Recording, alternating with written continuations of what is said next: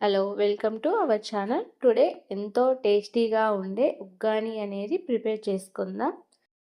చాలా ఈజీగా చేసుకునే రెసిపీలో ఉగ్గాని అనేది ఒకటండి. దీని కాంబినేషన్గా ఆనియన్స్ అనేది తీసుకోండి. 2 ఆనియన్స్ తీసుకోండి. 1 టమాటో కట్ చేసి పెట్టుకోండి. తర్వాత కడాయి పెట్టుకొని ఆయిల్ అనేది వేసుకోండి. నేనైతే ఇక్కడ 3 స్పూన్స్ దాకా ఆయిల్ అనేది వేసుకున్నాను. చాలా లిమిట్గా యూస్ చేసుకోవాలి. ఆయిల్ అనేది హెల్త్కి చాలా బాగుంటుంది. తర్వాత ఇందులో ఆనియన్స్ అనేది వేసిన తర్వాత పోపు వేసి టమాటాస్ కూడా వేసేయండి. తర్వాత ఇందులోనే కర్రీ లీవ్స్ కూడా వేసేయండి. కరివేపాకు అనేది హెల్త్కి చాలా మంచిది. డైజెషన్ ప్రాబ్లం ఉన్నా బాగా అవుతుంది. హెయిర్కి చాలా మంచిది. వీటిని పడేయకుండా తినండి, హెల్త్కి చాలా మంచిది. తర్వాత ఇందులో సాల్ట్ అనేది యాడ్ చేసుకుందాం. తర్వాత 1 స్పూన్ పసుపు అనేది కూడా యాడ్ చేసుకుందాం. తర్వాత వీటిని బాగా మిక్స్ చేయాలి. గ్యాస్ అనేది మీడియం ఫ్లేమ్లో పెడుతూ కలుపుకుందాం.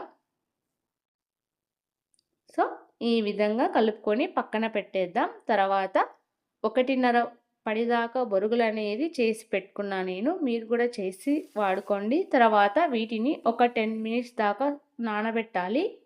సో ఇవి కర్నూలు సైడ్ బొరుగులు కాబట్టి మినిమం 10 మినిట్స్ అనేది నానాలి. తర్వాత ఈ విధంగా ఉంటుంది. మరీ ఎక్కువగా నానబెట్టకూడదు, మెత్తగా అయిపోతుంది ఉగ్గాని అనేది. తర్వాత వీటిని బాగా ఇలా గట్టిగా పిసకకుండా బొల్లు బొల్లుగా తీసుకొని ఒక ప్లేట్లోకి వేసుకుందాం. సో ఈ విధంగా ఉంటుంది. తర్వాత ఇందులోకి కొబ్బరి అనేది ఒక 2 స్పూన్స్ దాకా యాడ్ చేశాను నేను.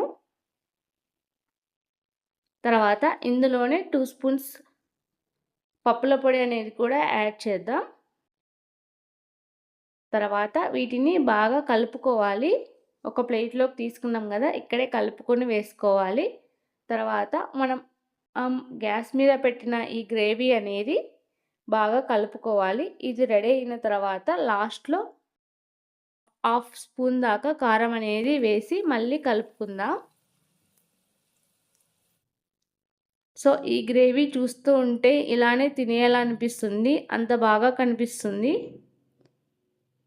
సో ఒకసారి ఇలా ట్రై చేయాలి. చపాతీలోకి కూడా ఎలా ఉంటుందో చూద్దాము. చాలా బాగా కనిపిస్తుంది గ్రేవీ అనేది.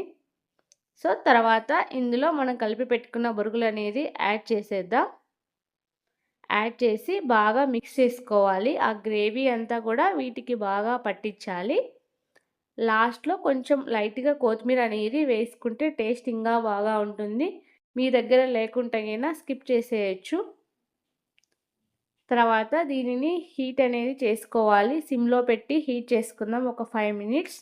సో దీనిని ఇంకా సర్వ్ చేసుకొని తినేసేయడమే. ఎంతో టేస్టీగా ఉండే ఉగ్గాని అనేది రెడీ అయిపోయింది. సో ఈ వీడియో కనుక మీకు నచ్చినట్టయితే మా ఛానల్ని సబ్స్క్రైబ్ చేయండి, లైక్ చేయండి, షేర్ చేయండి.